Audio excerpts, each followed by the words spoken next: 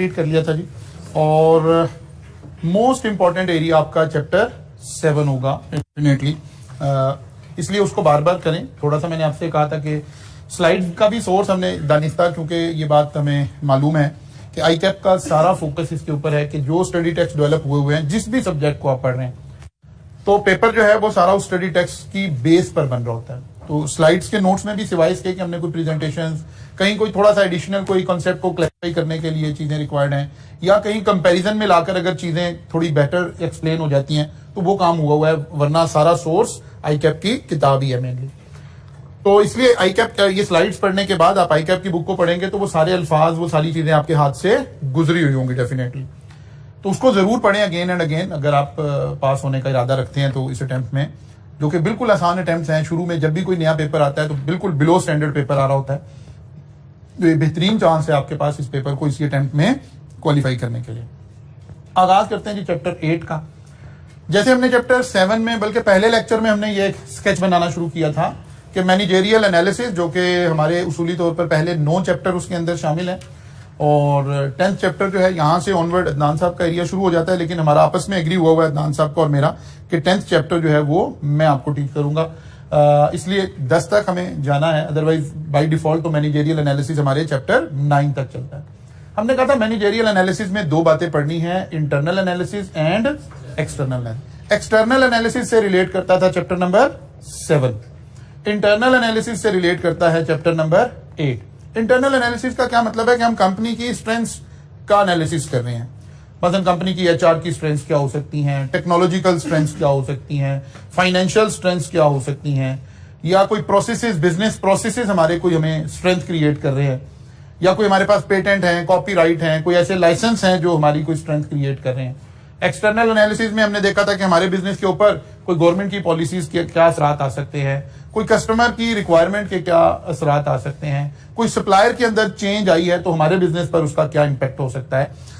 मसलन जैसे अभी ये इंपोर्ट वगैरह बैन हुई तो बहुत सारी कंपनीज के जो सप्लायर हैं वो अब अपनी रिस्पॉन्सिबिलिटी पूरी नहीं कर पाएंगे। मैकडोनल्ड्स को अपनी फ्राइज जो है वो लोकल फ्राइज में कन्वर्ट करनी पड़ गई बिकॉज उसके सप्लायर के साथ प्रॉब्लम आ गया, और बेतहाशा एक लंबी लिस्ट हो सकती है जहां सप्लायर्स की पॉलिसीज की वजह से हमारा एक्सटर्नल एनालिसिस हमारे ऊपर इंपैक्ट कर रहा है।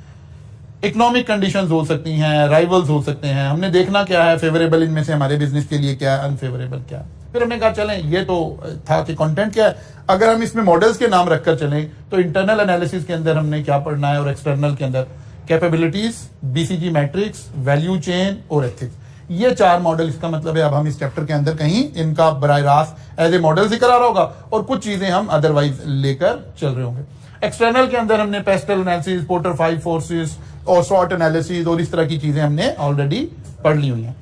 तो फेवरेबल अगर कोई हालात है तो हमने देखना है कि करंट कोई बात फेवरेबल है या फ्यूचर में कोई बात फेवरेबल हो जाएगी। हो सकता है कोई पॉलिसी, कोई इंटरनल इशू, कोई एक्सटर्नल इशू हमें करंटली बेनिफिट दे रहा हो लेकिन फ्यूचर में बेनिफिट ना दे रहा हो। जैसे अगर हम फॉर द टाइम बिंग देखें तो गवर्नमेंट ने ये कहकर इंपोर्ट्स पर बैन लगाया है कि ये 2 से 3 महीने के लिए पाबंदी है, अगर थोड़े रिजर्व की हालात बेहतर हो जाएगा, थोड़े फाइनेंशियल हालात बेहतर हो जाएंगे तो फिर हम इसको विड्रॉ कर लेंगे, दोबारा इंपोर्ट अलाउ हो जाएगी। इसका मतलब है अगर वो लोग जिन्हें इंपोर्ट पर बैन लगने से बेनिफिट मिल रहा है तो उनके पास ये प्रेजेंट बेनिफिट है, शॉर्ट टर्म बेनिफिट है, इसको जितना वो मेटीरियलाइज कर सकते हैं उतना उन्हें कर लेना चाहिए, ठीक है ना। फिर अनफेवरेबल की बात करें तो जिन कंपनीज के ऊपर इंपोर्ट पे बैन लगने की वजह से अनफेवरेबल हालात क्रिएट हुए हैं उनके लिए प्रेजेंट अनफेवरेबल हालात क्रिएट हुए हैं, ठीक है ना। फ्यूचर में वो भी एक्सपेक्ट कर रहे होंगे कि यार नहीं फ्यूचर में हालात बेहतर हो जाएंगे, फ्यूचर में चीजें ठीक हो जाएंगी, और जाहिर है किसी एक इंडस्ट्री के लिए हालात मुश्किल हो रहे हैं, अनफेवरेबल हो रहे हैं, तो यकीनन जब हम इसको लोकल इंडस्ट्री के शू में जाके बात करेंगे तो ये सारे फेवरेबल हालात कहलाएंगे, ठीक है ना। मसलन ये तो पहले ही, इससे पहले ये काम हो गया जब इंपोर्ट पर हमने एक हो सकता है कि ड्यूटीज लगाकर हम इंपोर्ट को डिस्करेज कर दें, चीजों को महंगा कर दिया जाए और लोग फिर वो चीजें ना परचेज कर रहे हो। एक तरीका ये हो सकता है। एक तरीका होता है कि नहीं आप बैन ही लगा दें, जैसे इस वक्त करंटली हम कर रहे हैं कि चीजों के ऊपर बैन लग गया। लेकिन इससे पहले भी हमने एक बड़ा मेजर स्विच किया लास्ट गवर्नमेंट के दरमियान में। हमने इंपोर्टेड चीजों की कुछ कैटेगरीज के अंदर तो हमने इंपोर्ट ड्यूटीज इतनी ज्यादा लगाई कि वो चीजें वायबल नहीं रही और वो आना बंद हो गई। मसलन चीज उसमें से एक अहम फैक्टर है, इंपोर्टेड चीज आना बंद हो गई। अच्छा, हम मिल्क के दुनिया में मतलब टॉप 10 कंट्रीज के अंदर हमारा शुमार होता है मिल्क प्रोड्यूसर्स में, और हम सारी चीज इंपोर्ट कर रहे थे, जो कि ऑब्वियसली गलत हो रहा था। पिछली गवर्नमेंट ने उसके ऊपर ड्यूटीज बढ़ाई, इंपोर्ट बैन नहीं हुई, डिस्करेज हो गई। लोकल सारी इंडस्ट्री को पता चला कि नहीं यार, चीज की कंजम्पशन तो अब हमारे मुल्क में है, पिज्जा शॉप्स उसी तरह खुल गई हैं, बाकी बेतहाशा हो गया है, तो डिमांड मौजूद है, सप्लाई थोड़ी कर्टेल हुई है, तो लोकल इंडस्ट्री को फौरन से मौका नजर आया। पहले 1-2 ब्रांड काम कर रहे थे, अब अगर आप गौर करेंगे और इंडस्ट्री को आप देख रहे होंगे तो ये जो मिल्क शॉप आपकी कंट्री में बनी हुई ना जगह जगह, इनमें से जो बेहतर थोड़े से अच्छे ब्रांड थे, इवन उन्होंने अपनी चीज लॉन्च कर दी है, बिकॉज अपॉर्चुनिटी क्रिएट हो गई है। एक बैन होने से या इंपोर्ट ड्यूटी बढ़ने से तो किसी एक सेक्टर के लिए बड़ा शदीद थ्रेट क्रिएट हो गया। ऐसी पिज्जा चेन्स जो इंपोर्टेड चीज यूज कर रही थी, उन्हें अपने फ्लेवर को इंटैक्ट रखने में प्रॉब्लम आई, और कस्टमर एक कंसिस्टेंट फ्लेवर रिक्वायर कर रहा होता है। आज भी अभी हम उसी तरफ चलेंगे। उन्हें एक शदीद झटका लगा, 2 तरफ से झटका लगा। एक तो उनका बिजनेस मॉडल चेंज हुआ, एक जो उनकी रिकॉग्निशन थी, जो उनका ब्रांड का वो था, वो सारा एट स्टेक चला गया। लेकिन साइमल्टेनियसली किसी दूसरे बिजनेस को उसका बेनिफिट मिल रहा है कि आपको ये चांस मिल गया। बहुत सारे लोकल ब्रांड्स हमारे अब नजर आ रहे हैं आपको चीज के अंदर, मतलब बिल्कुल छोटे छोटे ब्रांड्स ने भी अपनी चीज लॉन्च कर दी है, बिकॉज डिमांड अवेलेबल थी। और बैन होने के बाद तो ये इससे भी ज्यादा बेहतर हो जाएंगे हालात। तो एक्चुअली हमें ऐसे ही देखना पड़ेगा कि कोई एक चीज किसी एक बिजनेस के लिए बेहतर हो रही होगी तो दूसरे बिजनेस के लिए नुकसानदेह हो रही होगी। इसी सारे कॉन्टेक्स्ट के अंदर आपको याद होगा मैंने लेक्चर 1 में ये कहा था कि इस स्लाइड पर हमारा होल सिलेबस लिखा हुआ है और हमने इसके गिर्द घूमते रहना है। बस सारा जो मेरे वाला एरिया है मैनेजरियल एनालिसिस, वो सारा ये सारा काम हमने करना है। तो अब आते हैं जनाब, इसी में हमें नजर आ रहा था कैपेबिलिटीज इंटरनल एनालिसिस में। तो चैप्टर 8 का आगाज यहीं से हो रहा है, meaning of strategic capabilities.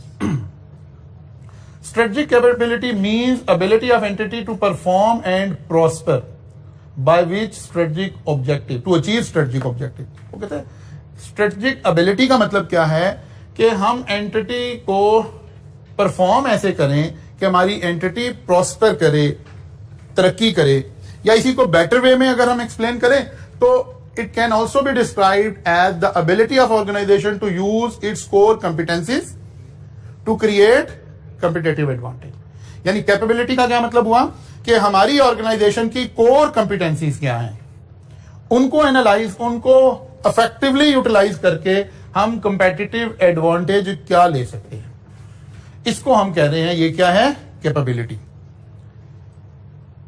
Ability of an organisation to use its core competencies to create competitive advantage. और कंपेटिटिव एडवांटेज हम इससे पहले भी डिफाइन कर चुके हैं कि कंपेटिटिव एडवांटेज का क्या मतलब है, या हमारी क्वालिटी बेहतर है या हमारी कॉस्ट बेहतर है। वो कहते हैं कि हर ऑर्गेनाइजेशन की कोई कोर कंपिटेंसीज होंगी। कोई भी बिजनेस है तो वो देखेगा कि यार मेरी कोर कंपिटेंसीज क्या है, मैं उसके जरिए से कैसे कंपेटिटिव एडवांटेज क्रिएट कर रहा हूं या कर सकता हूं। जब ये एनालिसिस हम कर रहे होंगे तो हम क्या कर रहे होंगे, कैपेबिलिटीज का एनालिसिस कर रहे होंगे। We have described the environment of an entity and how an entity can succeed by exploiting opportunities and dealing with the threat. यानी शॉर्ट एनालिसिस। शॉर्ट एनालिसिस में हमने यही देखा था कि जो अपॉर्चुनिटीज हैं और जो थ्रेट हैं, हमने इसके अंदर से अपनी जगह कैसे बनानी है। Competitive advantage come from successful management of resources.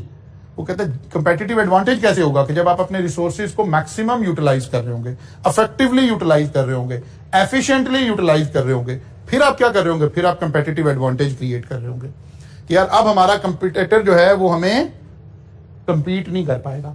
आप अपने कस्टमर को एक्स्ट्रा सर्विस प्रोवाइड कर रहे होंगे, अपनी कोर कंपिटेंसीज के जरिए से खेल रहे होंगे।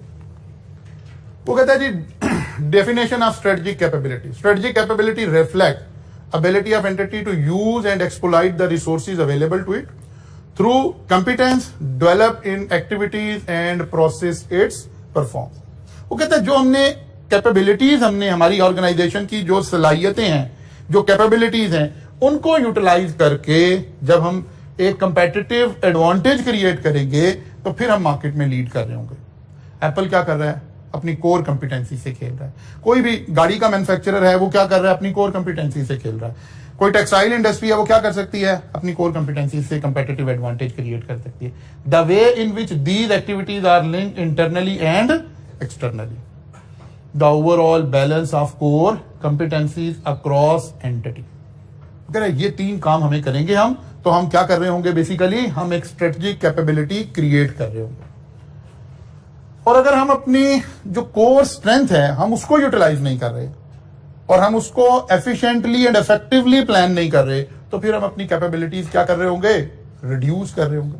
जैसे अगर हम एक नेशनल लेवल की गुफ्तगू करें, तो अगर हम पाकिस्तान का शॉर्ट एनालिसिस करें तो आपको पता चलेगा कि यार हम सारी जिंदगी यही पढ़ते रहे कि पाकिस्तान एक ज़रई मुल्क है, और जब हम इसकी इकोनॉमी की तरफ आते हैं तो हम शुगर भी इंपोर्ट कर रहे हैं, हम गंदम भी इंपोर्ट कर रहे हैं, हम कॉटन भी इंपोर्ट कर रहे हैं। तो फिर हम किस चीज में जरी मुल्क हैं? तो पता चला जो लोग पॉलिसी मेकर थे उन्होंने जो कोर कंपिटेंसीज थी कंट्री की उसके ऊपर कभी फोकस नहीं किया। हम ज़राअत में आहिस्ता आहिस्ता ग्रेजुएट, हम इन सब चीजों के एक्सपोर्टर थे, और ग्रेजुअली हम अपनी कोर कैपेबिलिटीज और कोर कंपिटेंसीज के ऊपर स्विच नहीं कर सके, फोकस नहीं कर सके। तो अल्टीमेटली क्या हुआ, वक्त ने हमें इन चीजों का इंपोर्टर बना दिया। आज हम गंदम इंपोर्ट कर रहे हैं। एक वक्त था पूरा अफगानिस्तान हमारी गंदम पे चल रहा था, सारी अफगानिस्तान में हमारे यहां से गंदम जा रही थी, सारा निजाम चल रहा था। इसके अलावा भी हम गंदम एक्सपोर्ट करते थे। लेकिन क्या हुआ, हमने अपनी ये स्ट्रेटजी नहीं लेकर चले, हमने इधर उधर के अटकल पचू लगाने की कोशिश की। आप हमेशा कंपेटिटिव एडवांटेज कहां से लेंगे, अपनी कोर कंपिटेंसी से लेंगे। फिर हमारी दूसरी कोर कंपिटेंसी ज्यादा नेशन क्या थी, हम एक बड़ी आबादी वाला मुल्क थे, हमारे पास ह्यूमन रिसोर्स अवेलेबल था।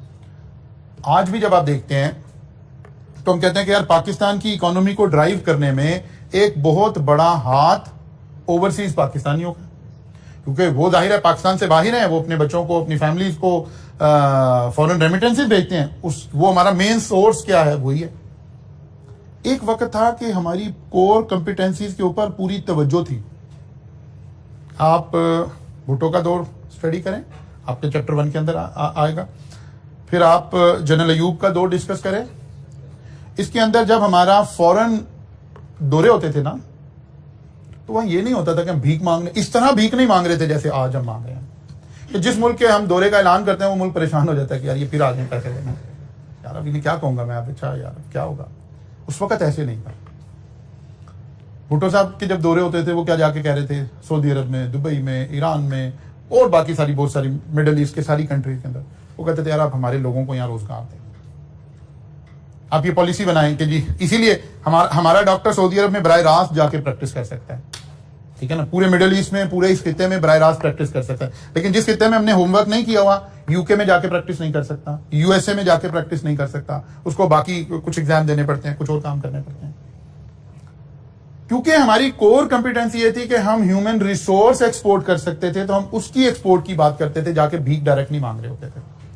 लेकिन इसके बाद फिर जब हमने अपनी कोर कंपिटेंसी से को पीछे हटना शुरू किया, तो फिर हम जाहिर है लूज करते गए और ग्रेजुअली हमारे हाथ से चीजें निकलना शुरू हो गई। तो यही कॉन्सेप्ट यहां पर लिखा हुआ है कि कोर कंपिटेंसीज में हमें क्या करना पड़ेगा, अपनी कोर, एक कंपनी के एंगल से देखेंगे तो उस कंपनी को सबसे पहले देखना उसकी कोर कंपिटेंसीज क्या है।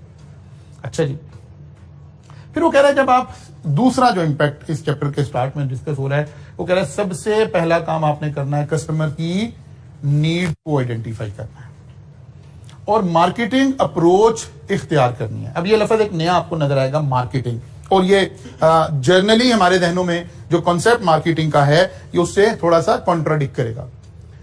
एक्चुअली 2 एक्टिविटीज हो रही होती हैं, एक सेल की एक्टिविटी हो रही होती है और एक मार्केटिंग की एक्टिविटी हो रही होती है। हम सब यही समझते हैं कि सेल की एक्टिविटी भी क्या हो रही है, मार्केटिंग हो रही है।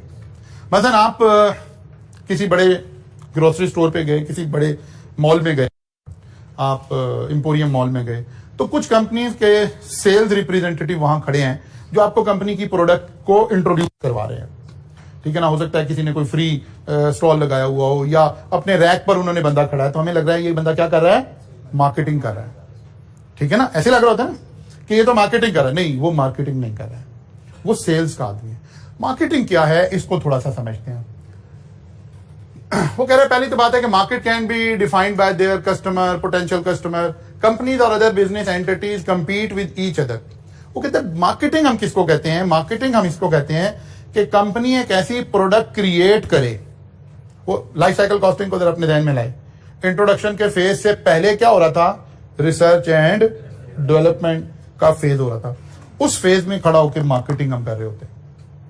यानी मार्केटिंग क्या है? मार्केटिंग है कि कस्टमर की नीड्स को आइडेंटिफाई करके उन नीड्स के मुताबिक अपनी प्रोडक्ट को डेवलप करना, एक ऐसी प्रोडक्ट डेवलप करना जो कस्टमर की नीड के अगेंस्ट चल रही हो, उसके मुताबिक चल रही हो और कस्टमर की एक्सपेक्टेशन से ज्यादा उसकी नीड्स को पूरा कर रही हो। इस एक्टिविटी को हम मार्केटिंग कहते हैं। जो हमारे ध्यान में मार्केटिंग है वो एक्चुअली सेल की एक्टिविटी है। Business success is achieved by providing goods और services to customer in a way that meet customer need successfully. ठीक है ना? तो मार्केटिंग की एक्टिविटी स्टार्ट कब होती है? रिसर्च एंड डेवलपमेंट के फेज से। Customer will buy from the business entities that meet their need most successfully. वो कह रहे कस्टमर ने वो चीजें खरीदनी हैं जो उसकी ज्यादा से ज्यादा नीड्स को पूरा कर रही होंगी। अगर आप कस्टमर की नीड्स के मुताबिक चीजें लाएंगे तो कस्टमर तो ऑलरेडी उसको ढूंढ रहा है कि यार ये चीज मुझे कहां मिलेगी। ठीक है ना?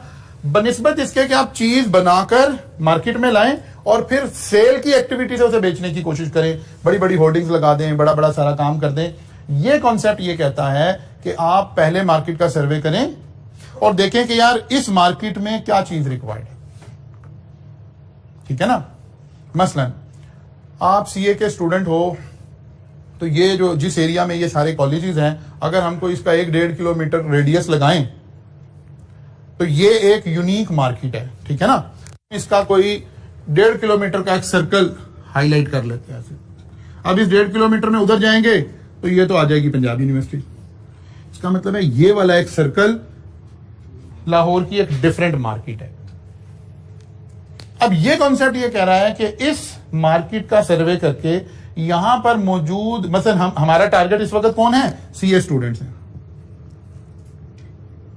मार्केटिंग का कॉन्सेप्ट क्या कहता है कि इस मार्केट का सर्वे किया जाए और यहां कस्टमर की नीड्स ढूंढी जाए कि कस्टमर की वो कौन सी नीड है जिसमें कहीं गैप एग्जिस्ट करता है। तो हमारा एक ध्यान किधर जाएगा? कॉलेज। तो हम फौरन देखेंगे कि क्या इस 1.5 किलोमीटर के रेडियस में कोई कॉलेज नहीं है? नहीं, कॉलेज तो है। क्या ये कॉलेजेस कस्टमर की नीड्स पूरा नहीं कर रहे हैं? हम कहेंगे नहीं यार, मोर और लेस कर भी रहे हैं। हाँ, कस्टमर की नीड्स की भी एक लंबी लिस्ट हो सकती है। तो कॉलेज के गैप को बाद में एनालिसिस करते हैं कि अगर हमें वो वाला काम करना होता तो कैसे करते हैं, हम इसके अलावा ढूंढते हैं। इस 1.5 किलोमीटर के रेडियस में जो 70% स्टूडेंट है वो हॉस्टल में रह रहे हैं। क्या ये सब बच्चे अपने अपने हॉस्टल से 100% सेटिस्फाइड हैं? तो पता चलेगा ये 10% भी सेटिस्फाइड नहीं है। ऐसे ही इसका मतलब है इस एरिया में, इस मार्केट का अगर हम एनालिसिस करना चाह रहे हैं तो यहां कस्टमर की नीड्स क्या है? एक अच्छे हॉस्टल की कस्टमर नीड्स। ठीक है ना? वो कहते हैं कि क्या नीड है। अब जब ये सारा आप एनालिसिस कर रहे होंगे, अब आप जाहिर हॉस्टल विजिट करेंगे, वहां प्रॉब्लम एरियाज निकालेंगे। ये प्रॉब्लम है, ये प्रॉब्लम है, ये प्रॉब्लम है, ये प्रॉब्लम है, ये। इन प्रॉब्लम के अगेंस्ट आप एक अपनी स्ट्रेटजी बनाकर लाएंगे कि जी सबसे बड़ी प्रॉब्लम क्या है? मैस अच्छा नहीं है जी, खाना अच्छा नहीं है जी, क्वालिटी का खाना नहीं मिलता जी। खाना सुबह अगर 7 बजे क्लास है तो या क्लास छोड़ें या नाश्ता छोड़ें। ऐसे ही मोर और लेस जो बच्चों से हम सुनते हैं, या नाश्ता छोड़ें या क्लास छोड़ें। इसका मतलब है ये गैप हमें नजर आ रहा है। कस्टमर नीड, पहले क्वालिटी ऑफ फूड एक कस्टमर नीड, फिर उसके अंदर छोटी छोटी सी बातें वो कस्टमर नीड। ये बच्चे घरों में नखरे करते बेचारे अच्छे भले रह रहे थे, सीए शुरू करने से पहले माँ बाप को नखरे दिखा रहे थे, सब कुछ हुआ हुआ मिल रहा था। हॉस्टल में आके आपकी ग्रूमिंग का एक बड़ा जरिया बनता है जब आप खुद को मैनेज करना सीखते हैं। यहाँ आपको अपनी बहुत सारी नीड्स को खुद मैनेज करना पड़ रहा है। ठीक है, आपको अपनी लॉन्ड्री की नीड्स हैं, बाकी छोटी छोटी जरूरियात हैं, उनको मैनेज करना। हॉस्टल उसमें आपको हेल्प नहीं प्रोवाइड कर रहा। एक अच्छे हॉस्टल को चाहिए था कि आपको इन सारी चीजों को क्या कर देता, फैसिलिटेट कर देता, हेल्प प्रोवाइड कर देता। मसलन ये कोई इतनी बड़ी इन्वेस्टमेंट नहीं है, 1.5 लाख रुपए, बढ़ के 1.5 भी नहीं, शायद चलिए महंगाई डाल के 1.5 लाख रुपए की एक वॉशिंग मशीन आ जाएगी ऑटोमेटिक, जिसमें बच्चे अपनी लॉन्ड्री की नीड्स पूरी कर सकते हैं। ठीक है ना, बच्चा अपना डिटर्जेंट अपने यूज कर ले, सारा कुछ अपना यूज कर ले। हॉस्टल वाला एक अच्छी ऑटोमेटिक वॉशिंग मशीन वहां पे आपको प्रोवाइड कर दे, आपको कपड़े इजी मिल जाए। और ऐसे छोटे छोटे कस्टमर नीड्स को आइडेंटिफाई करना, और फिर उन कस्टमर नीड्स के लिए फिर आपको लंबी चौड़ी सेल की एक्टिविटी नहीं लगानी पड़ेगी। कस्टमर तो ढूंढता फिर रहा है कि ऐसा हॉस्टल मुझे कहीं पे मिल जाए। हॉस्टल के अंदर एक रूम अगर स्टडी रूम के तौर पे मुख्तस कर दिया जाए और बच्चे अपने रूम में सोने के लिए जाएं, पढ़ने के लिए एक स्टडी रूम दे दें आप। जैसे ही आप ऐसा हॉस्टल बनाएं, और बिल फर्ज इस वक्त मुझे नहीं मालूम है कि कितना मंथली एक्सपेंस है जी हॉस्टल का, 15,000 विद मेस।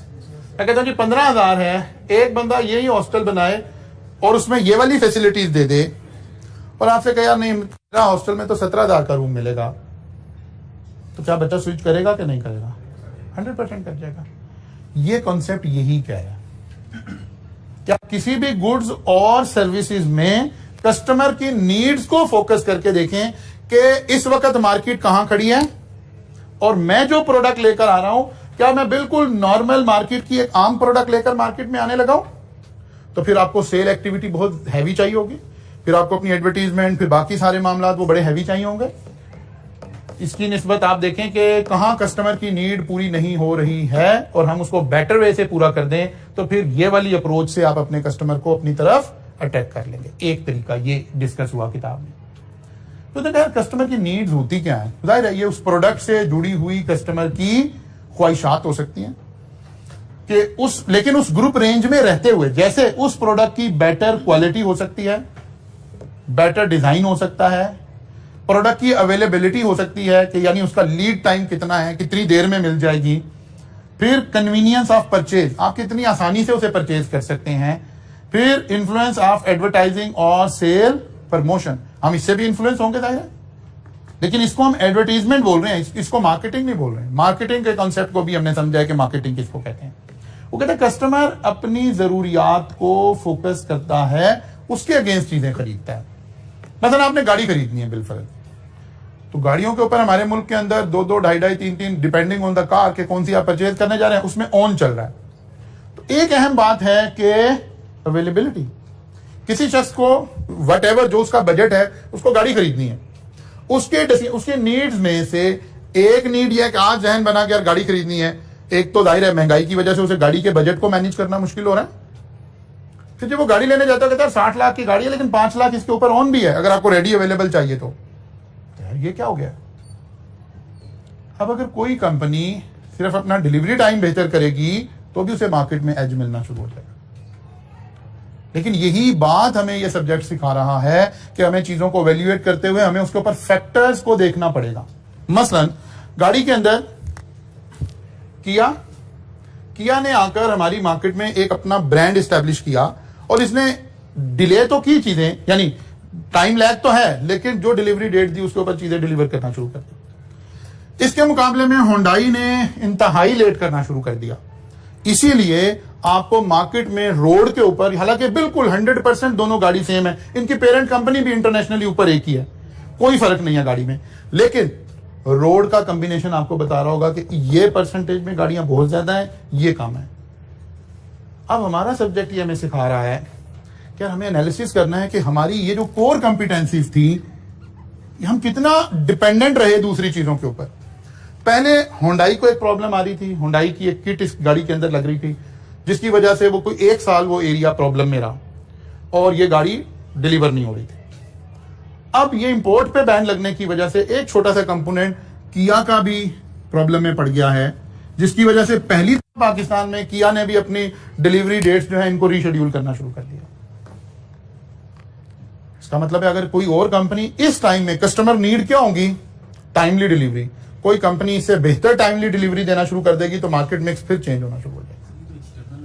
जी एक्सटर्नल है, हम इंटरनल में भी कह रहे हैं ना कि इंटरनल में अवेलेबिलिटी को हमें देखना है ना, कि अगर किया की अवेलेबिलिटी खराब हो रही है तो कस्टमर नीड इस वक्त क्या है, अवेलेबिलिटी, कितनी जल्दी चीज मिल जाएगी, ठीक है ना, चीज की अवेलेबिलिटी। आप एक वाटर शॉप से कॉल करते हैं कि पानी कितनी देर में भेज देंगे, नेस्ले कहता है जी मैं तो हफ्ते में 2 दफा बल्कि 1 दफा आपको होम डिलीवरी दूंगा।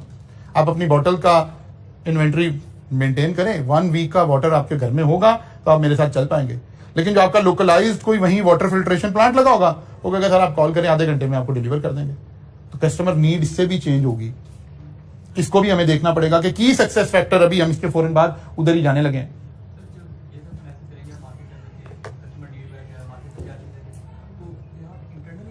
जी इंटरनली अभी मैं लिंक करने लगा हूं इसको, एक बात और वो सिखाने लगा, फिर उसके बाद आने लगे हैं, इसी का लिंक क्रिएट होने लगा। फिर इसने किताब में यहाँ ना टाइप ऑफ कस्टमर को 3 कैटेगरीज में डिवाइड कर लिया। एक का नाम उसने कंज्यूमर रख दिया, दूसरे का नाम उसने इंडस्ट्रियल और कमर्शियल कस्टमर रख दिया, तीसरे का नाम उसने कह दिया कि जो गवर्नमेंट एजेंसीज हैं वो वाला कस्टमर है। यानी बिजनेस में उसने कहा कि जनरली हमारा कस्टमर इन 3 कैटेगरी में। कंज्यूमर कस्टमर हम किसको कह रहे हैं? जो एंड यूजर है, जो चीज परचेज करता है तो उसको कंज्यूम कर देता है, ठीक है ना, वो एंड यूजर है इस प्रोडक्ट का। जैसे बहुत सारी चीजों के आप सब एंड यूजर हैं।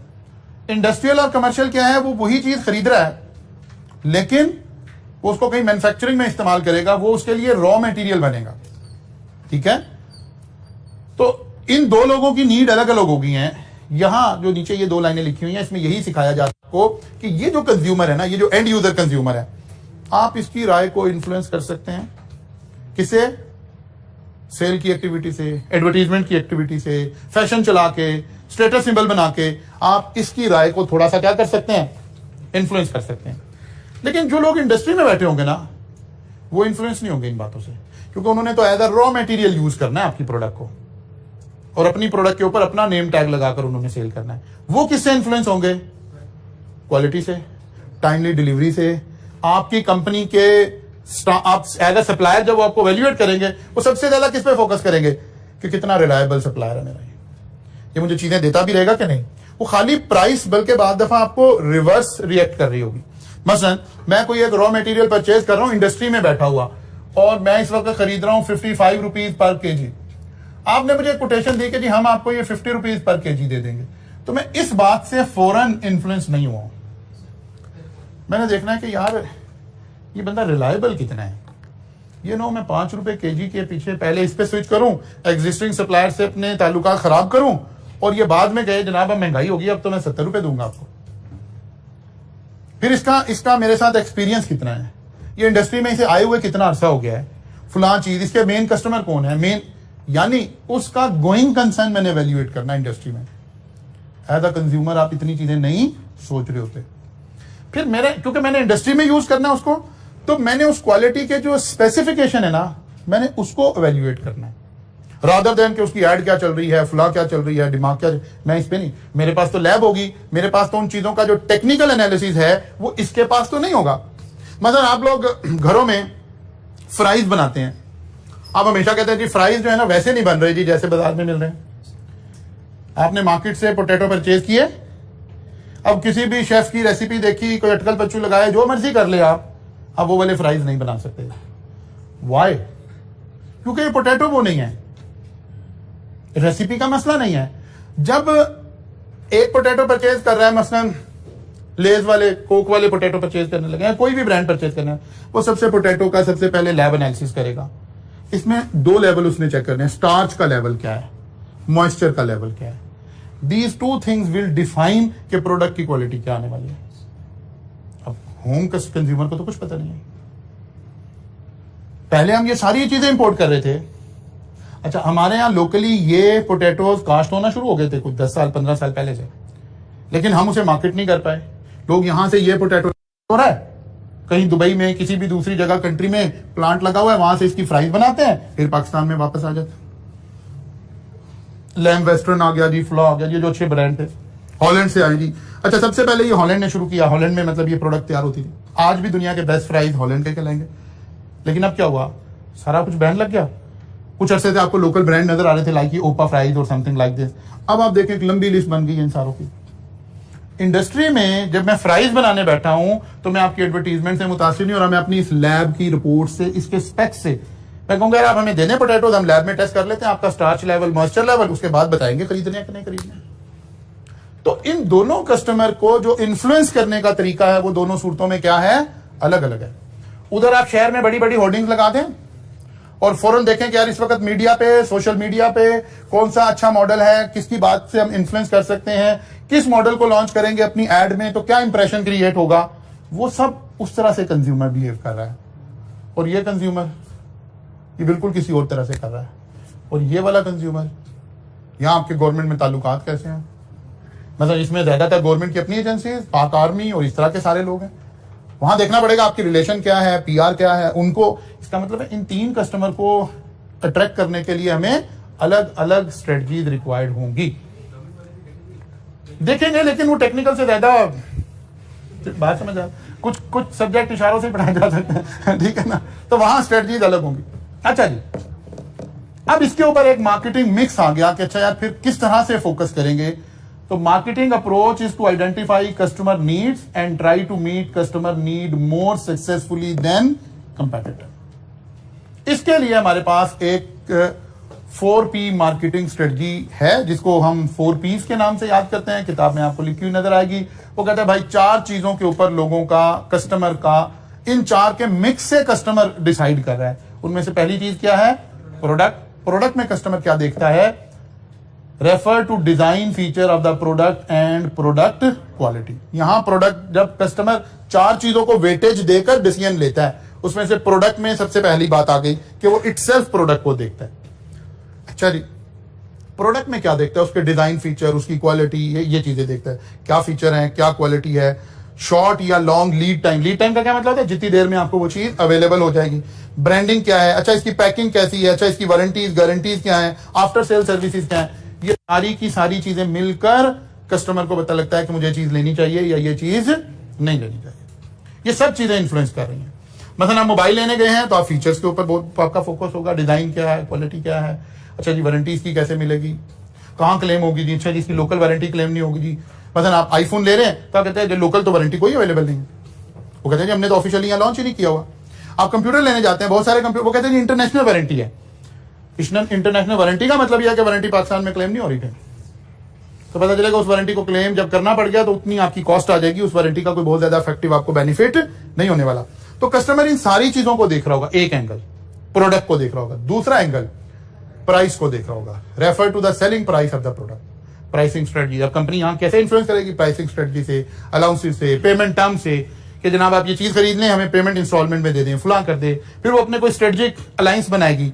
आप देखते हैं, आप अभी स्टूडेंट हैं, शायद आपको देखने का इत्तेफाक कम होता होगा, जब आप क्रेडिट कार्ड और डेबिट कार्ड यूज कर रहे होते हैं तो इनके साथ मिलकर, वीजा के साथ और उसके साथ मिलकर लोग, कंपनीज क्या करती हैं, जब क्रेडिट कार्ड का बिल आ रहा होता है तो आपको वहां वाउचर्स और बाकी चीजें आ रही होती हैं कि यार आप इस कंपनी के कार्ड के साथ हमारी चीज खरीद लें, आपको इंटरेस्ट भी नहीं, 0 इंटरेस्ट के ऊपर 6 महीने और साल की आपको इंस्टॉलमेंट मिल रही है। तो ये सारी बातें आ गई। फिर आ गया जनाब प्लेस। प्लेस से क्या मुराद है? Refer to the way in which the customer obtain the product और सर्विस।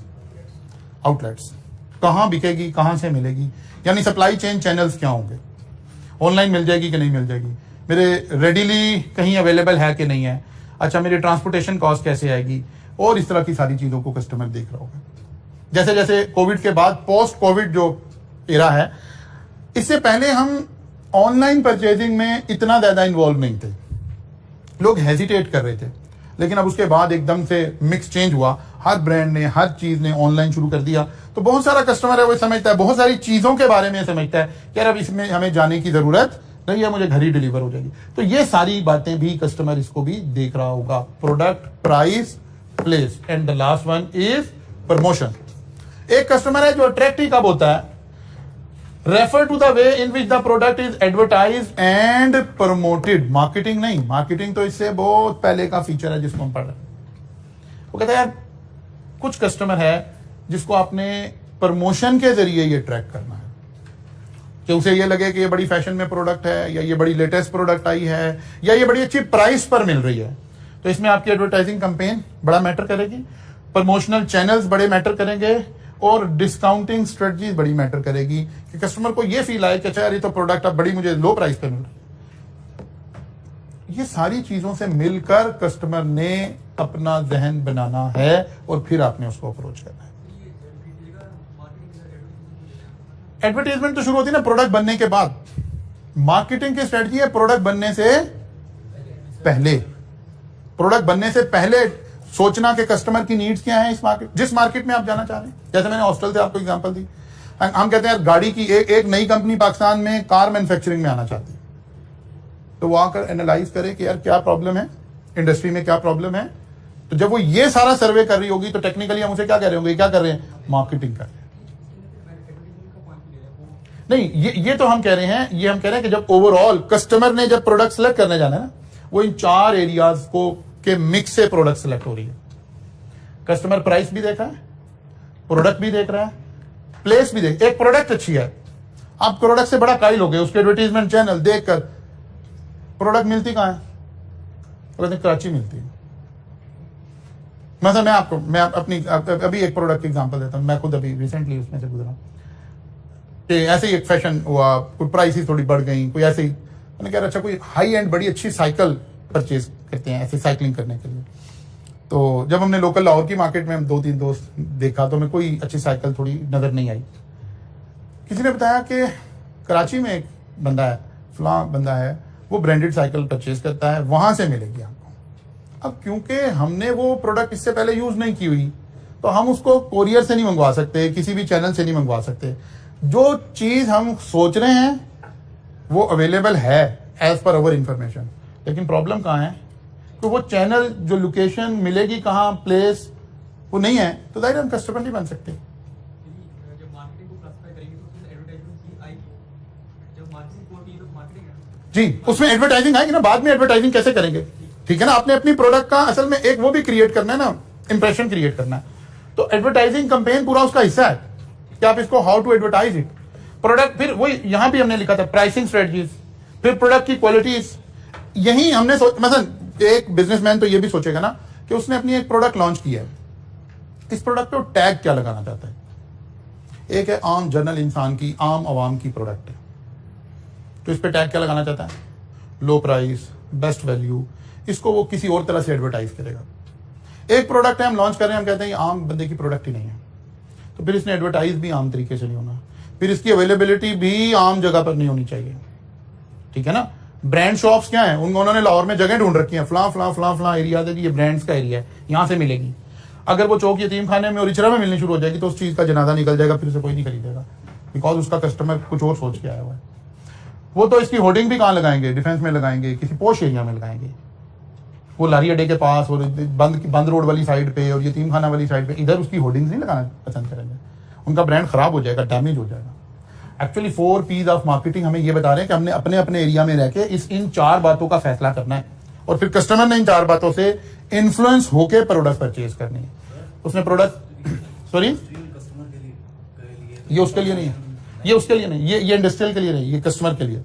अच्छा, इंडस्ट्री में भी हमें प्रमोशन तो चाहिए वैसे आंसर देने के लिए, लेकिन इंडस्ट्री में हमें और तरह की बातें चाहिए। इंडस्ट्री ने पहली बात है जो क्वालिटी है ना वो स्पेसिफिकेशन के ऊपर लेनी है। इंडस्ट्री के ऊपर ज्यादा कहां होगा? टर्म्स ऑफ पेमेंट के ऊपर। आप 30 दिन का क्रेडिट दे रहे हो, मैं 60 दिन का क्रेडिट देना शुरू कर दूंगा, मैं प्राइस बेहतर ऑफर कर दूंगा, मैं लीड टाइम थोड़ा रिड्यूस कर दूंगा। यहां से मैंने खेलना है। ये कस्टमर से रिलेटेड बात हो रही है, नॉर्मल वाले कस्टमर से रिलेटेड बात हो रही है। फिर वो कह रहे हैं कि जी मार्केटिंग की यही वाली 4 बातें आप जरा देखते हैं। Marketing can be analysed at technical level and decision about the marketing mix might be included within the annual marketing budget। फिर हम उसे बजटिंग के अंदर इनकॉर्पोरेट करेंगे। However, marketing issue can also be analyzed at the strategic level। मतलब depend करेगा ना कि आप उस वक्त आपकी प्रोडक्ट खड़ी कहां है। अगर अभी प्रोडक्ट खड़ी ही स्ट्रेटेजिक लेवल के ऊपर है तो फिर आप स्ट्रेटजी बनाते हुए ही इन 4 बातों का डिसीजन लेंगे। मतलब हम एक प्रोडक्ट डिजाइन कर रहे हैं, मार्केट में लाना चाह रहे हैं, अभी स्ट्रेटजी बन रही है। हमने उस वक्त ही देखा कि प्रोडक्ट क्या होगी, प्राइस क्या होगी, प्लेस क्या होगी, प्रमोशन कैसे चलेगी। प्रमोशन हमने चलानी है कि नहीं चलानी है। ब्रांड अपने आप को खुद ही लेकर चलेगा ना कि जी कोई इस तरह की हमने कोई प्रमोशनल एक्टिविटी करनी है कि नहीं करनी है। पता चला नहीं करनी है, वो कहता कोई डिस्काउंट नहीं लगाना, कोई सेल नहीं लगानी, बिकॉज हम जिस कस्टमर को अट्रैक्ट कर रहे हैं वो डिस्काउंट से नहीं अट्रैक्ट हो रहा, वो तो इस चीज से अट्रैक्ट हो रहा है कि ये आप इंप्रेशन दें कि ये आम आदमी की प्रोडक्ट नहीं, बस वो इस पर खुश हो जाएगा। आप जितना ज्यादा ये इंप्रेशन क्रिएट करेंगे उतनी ज्यादा उस वाले कस्टमर को ये बात उतनी ज्यादा अट्रैक्ट करेगी। तो आप स्ट्रेटेजिक लेवल के ऊपर इसको डिसाइड करेंगे। It is important in strategic analysis to understand what customer will want to buy, why some products और services will be more successful than other. वो कहता है ये 2 बातें आप स्ट्रेटेजिक लेवल पर बैठकर सोचें, फिर आपको समझ आएगी कि अच्छा ऐसा क्यों हो रहा है। आपने अपने ब्रांड की, अपनी प्रोडक्ट की, अपनी क्वालिटी की, ये सारी बातों के ऊपर फोकस रखना, फिर आप आगे चलेंगे।